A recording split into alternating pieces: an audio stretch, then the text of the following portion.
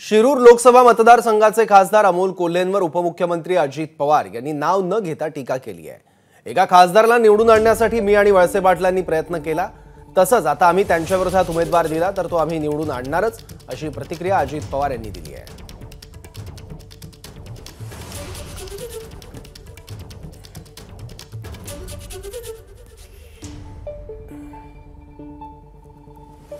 त्यातला एक खासदार 1-1.5 वर्षापूर्वी माझ्याकडे आलेला होता, मला राजीनामा द्यायचा।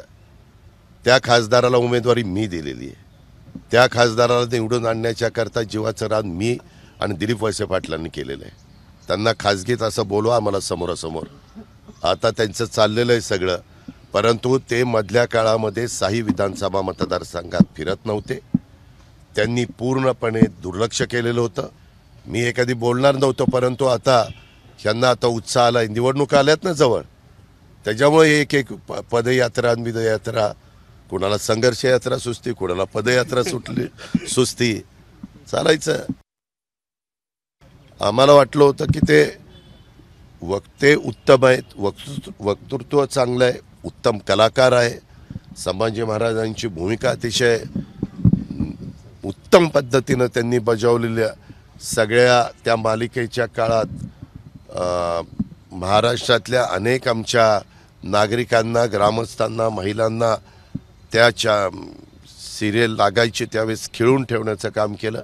हे त्यांचे प्लस पॉईंट आहेतच, पण ते प्लस पॉईंट आहे तू काळजीच करू नको।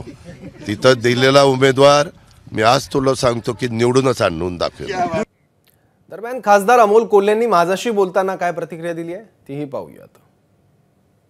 हे बघा, दादा मोठे नेते आहेत आणि इतक्या मोठ्या नेतृत्वाविषयी काहीतरी बोलणं हे माझ्या म्हणजे मी फार लहान कार्यकर्ता आहे इतक्या मोठ्या नेत्याविषयी बोलायला।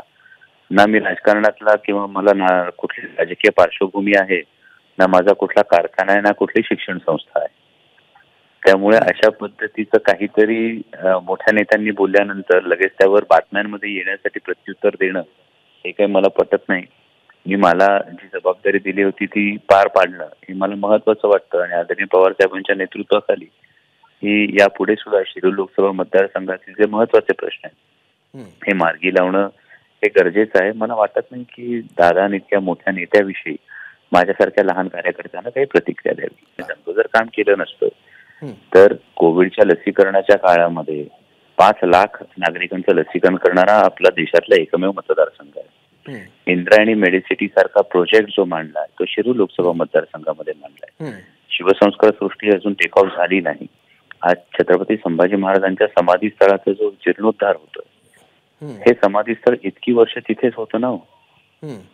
350 वर्ष छत्रपती संभाजी महाराजांची समाधी ही वडूतोळापूर याच ठिकाणी होती। त्याला जर आता चालना मिळाली असेल तर ही चालना मिळण्यासाठी कोण कोण कारणीभूत आहे याचंही क्रेडिट मला वाटतं सर्वांनी समोरासमोर ठेवावं। हे बघा, यामध्ये मला असं वाटतं की निवडणूक हे केवळ माध्यम असतं आणि साध्य हे निवडणूक कधीच नसतं। दुर्दैवानं आजकाल राजकारणाकडे बघताना आपण निवडणुकीकडे साध्य म्हणून बघतो आहोत। निवडणूक हे केवळ माध्यम आहे आणि सत्ता हे केवळ साधन आहे।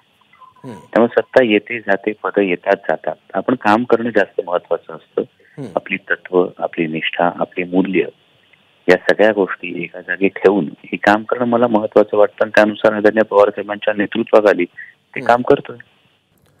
तर याबद्दल खासदार सुप्रिया सुळेंनी काय म्हटलंय तेही पाहूयात। दादांनी सकाळी प्रतिक्रिया देताना एक महत्वाचं विधान केलेलं आहे, ते म्हणजे निवडणुकांसाठी काही लोक यात्रा काढतात, संघर्ष करतात, मात्र अमोल कोल्हे जे आहे ते त्यांना तिकीट मीच दिलेलं होतं। पुढच्या वेळेस ते खासदार म्हणून निवडून येणार नाहीत, हे माझं खुलं चॅलेंज आहे। जो उमेदवार देईल तो मी निवडून आणणार। ही लोकशाही आहे आणि प्रत्येकाला त्याचं मत मांडण्याचा अधिकार आहे। एबीपी माझा, उघडा डोळे बघा नीट।